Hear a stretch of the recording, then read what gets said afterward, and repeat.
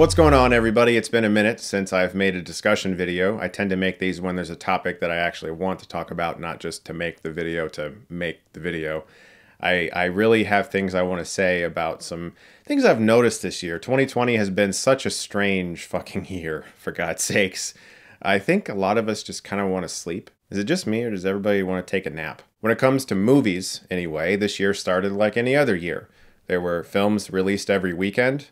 January happened. Who would have thought that January was actually a prime real estate for movie releases this year, but it ended up being. We started seeing more movies come to streaming. Universal released a lot of their films like The Hunt and Trolls World Tour and all these films that came streaming pretty quickly. And that felt pretty monumental in the moment, but today Warner Brothers said that their entire 2021 slate of releases will go straight to HBO Max as well as theaters that are open on the same fucking day. Netflix, Hulu, Disney Plus, you guys need to get yourself some movie releases, and you gotta get them quick because damn. Men in Black, the good old days. This choice by Warner Brothers really started me thinking about this year and how I've processed the films that I've seen and the difference between seeing them in theaters and at home, beyond the obvious, is kind of gargantuan for me.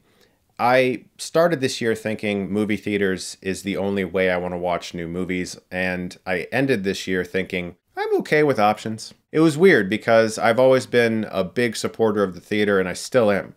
I miss it very much. Since Bloodshot in March, the only movies I've seen in a real theater were Tenet and The New Mutants, I believe. If I'm forgetting something, I'm forgetting it. But I also have gone to the drive-in this year because there's a drive-in near me, which is really nice. So if you got a drive-in near you, you've probably had a nice summer filled with movies. But most people don't have drive-in theaters near them. And so it's been a weird year for us film lovers. But I also started thinking about the average moviegoer. Most people don't go to the theater that much.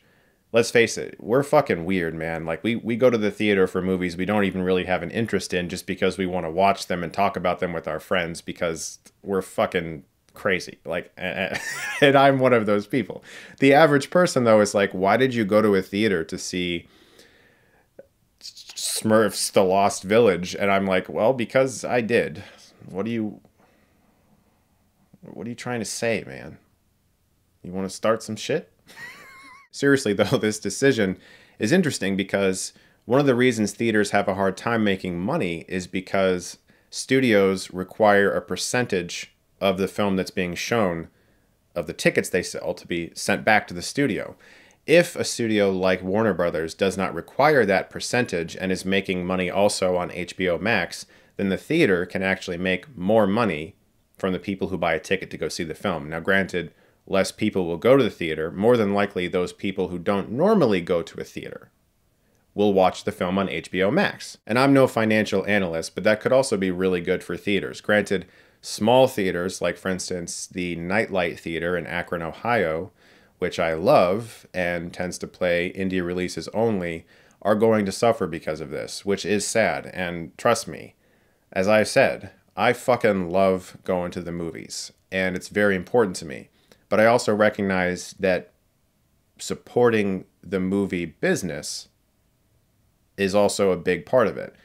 You can't get movies if there aren't people who make them, and you have to watch them and find a way to support them no matter what.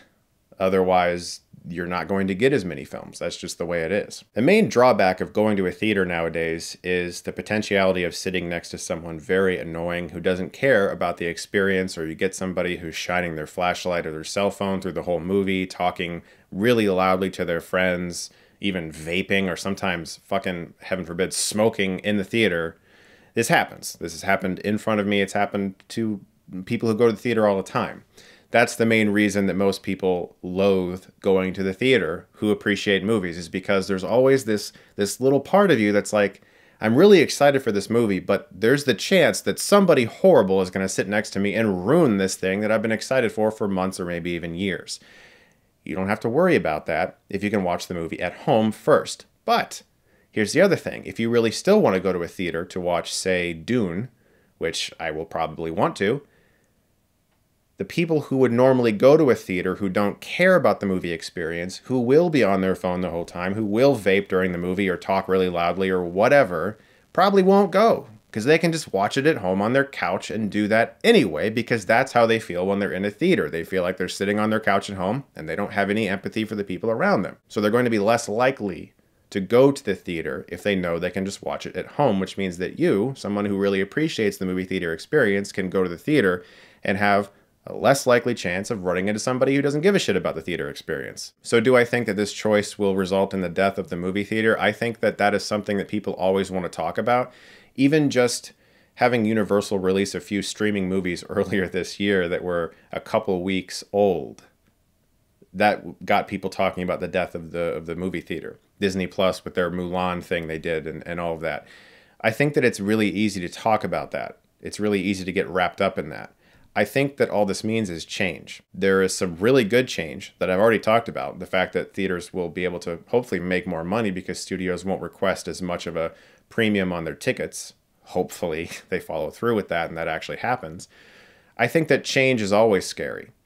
I think that as people, we appreciate a routine of some kind. We like when things are predictable in a way. We like being excited, but I think in general, people want to know what's going to happen. And one of the reasons why this feels so strangely is because the world we live in nowadays is so quick.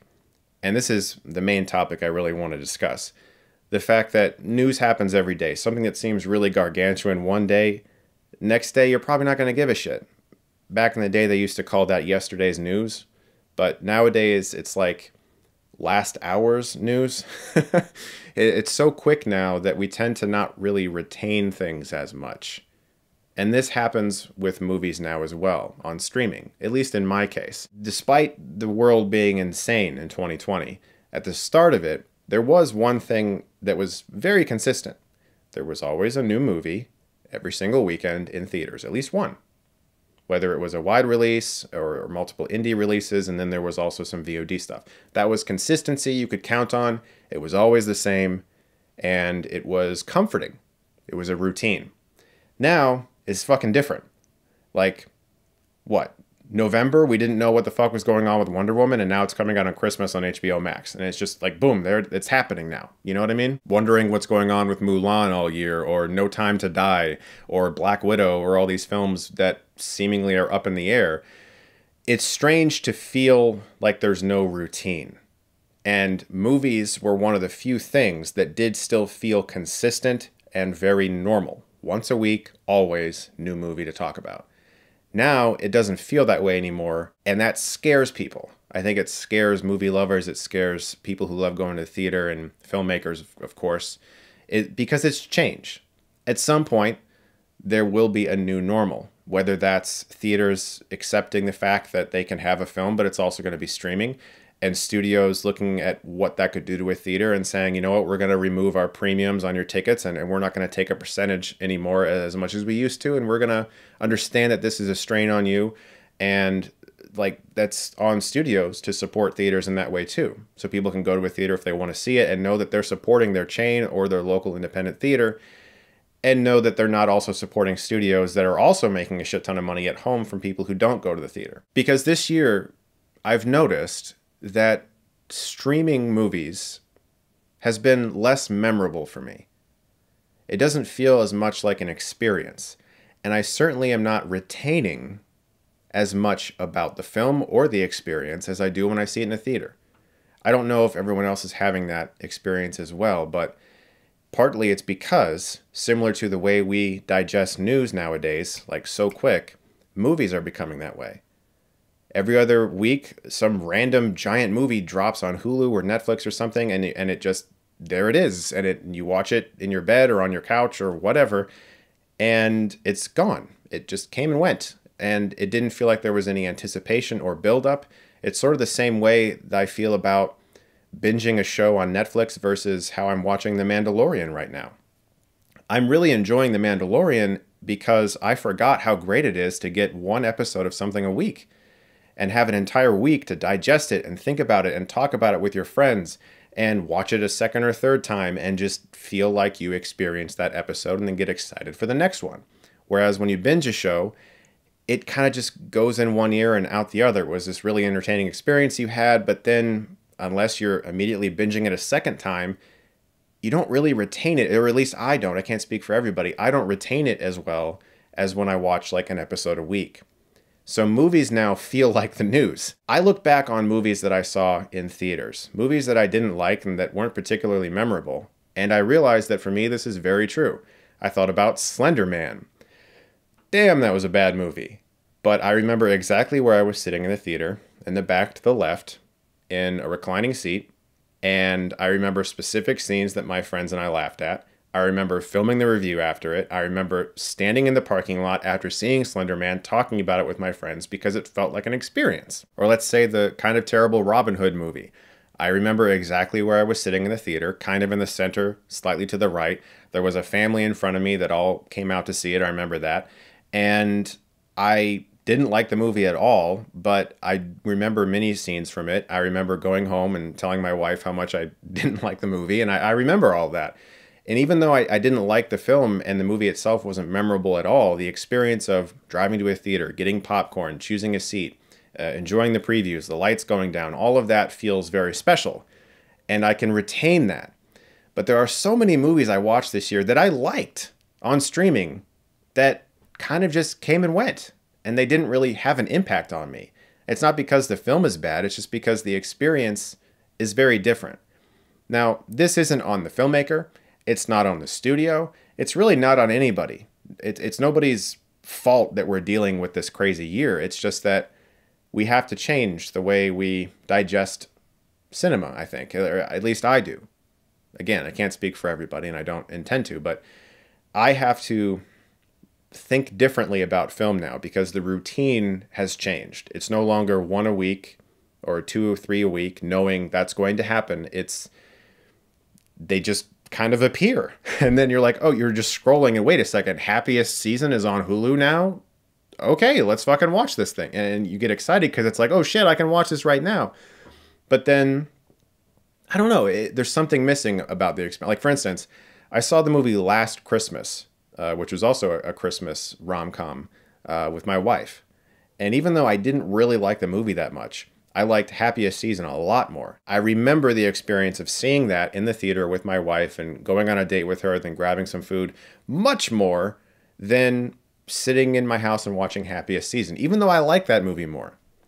So sometimes it isn't just about the film. It's not just about the quality of the entertainment. It's about the quality of the experience and whether or not streaming will ever be able to equal that. And it probably won't unless you have this massive home theater setup that most people don't have. I'm actually very optimistic about this choice. The idea of being able to see it in a theater if you want to, but also at home if you want to. There's plenty of people who just can't make it to the theater. People who are sick, people who don't have the same conveniences as everyone else. And this is going to be really, really fucking awesome for them. That's something that I haven't heard too many people talking about. And that's cool. That's cool that more people can watch movies. But it's also great because having the option is going to allow for so much more freedom to choose how you want to see a film.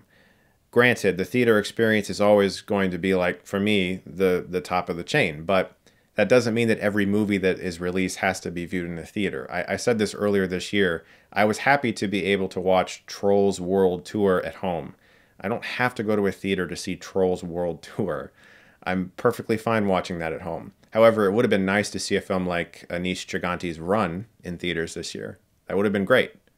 But I still really enjoyed watching the movie at home. It would have been nice to go on a date with my wife and see Happiest Season at a theater. But it was still nice to watch it at home. So I guess the whole reason I made this video was just to talk about the fact that even though streaming films sometimes you don't feel like you retain an experience as much, it doesn't feel as memorable, the film is still the film and you're still supporting filmmakers in the end, which to me is the ultimate goal of going to see a film. I love being entertained, but I love the notion of supporting people who are making movies, artists who are writing, acting, and directing. And I still love going on Shudder and being like, what's new? Is there any new movies? What are people in the horror community talking about? Same with Prime, Netflix, Hulu, all that. It's fun to be surprised by the content that's out there because I'll be honest, before the pandemic, I didn't watch too much streaming only content. I would tend to stick to whatever was being in theaters, and every once in a while, like a major movie would drop on VOD and I would check it out. But I've discovered a lot of stuff this year that I wouldn't have watched otherwise. And I also recognize that in the future, if I'm able to make films the way I'd like to, more than likely a lot of them will end up streaming in some capacity if I'm able to make deals that I'm trying to make right now. So the idea of supporting streaming is compelling to me as well, because I have a feeling that if I'm able to make films full time, streaming will have a major part of that for me. And so I'm always going to support theaters, and the experience is never going to be equaled. And I feel especially for independent theater chains right now.